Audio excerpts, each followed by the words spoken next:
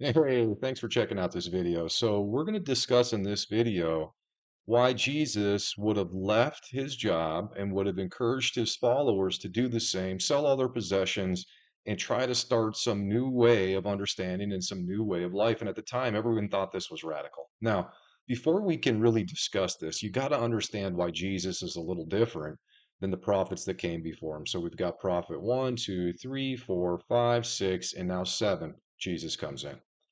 And when Jesus comes in, he fulfills the prophecy of this purple pattern. So now the human pattern or human nature has been fully exposed. Jesus is connected to this, and he makes some pretty bold statements about people that have wealth, money, riches. They're not getting to heaven. And the reason he's saying this is because human nature deceives us.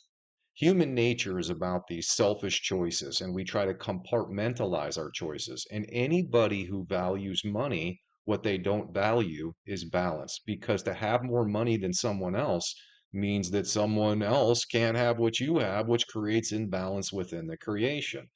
And it's not that money can't exist. Resources are important, but resources have to be equally distributed and shared among our societies and among our family members. And that's what this pattern is all about. And Jesus understood that anybody who continues to function under the assumption that God says it's okay to use money to separate yourself from all of the other people within the creation is a misconception. Now, a lot of people think that they can use their wealth to serve God. That's not true either.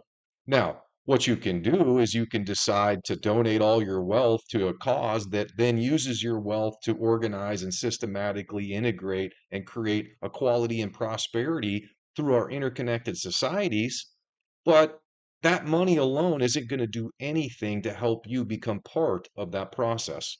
You see, even if you have riches and wealth and you donate it all to a good cause, but you don't become part of that cause yourself, you don't get into the kingdom of heaven. You see, the kingdom of heaven requires complete submission to God.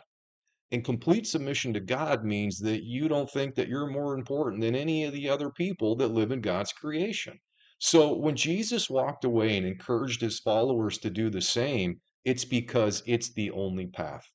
No path with riches will ever end in this blue circumference because it displeases God for you to use those riches in any way that doesn't glorify his kingdom.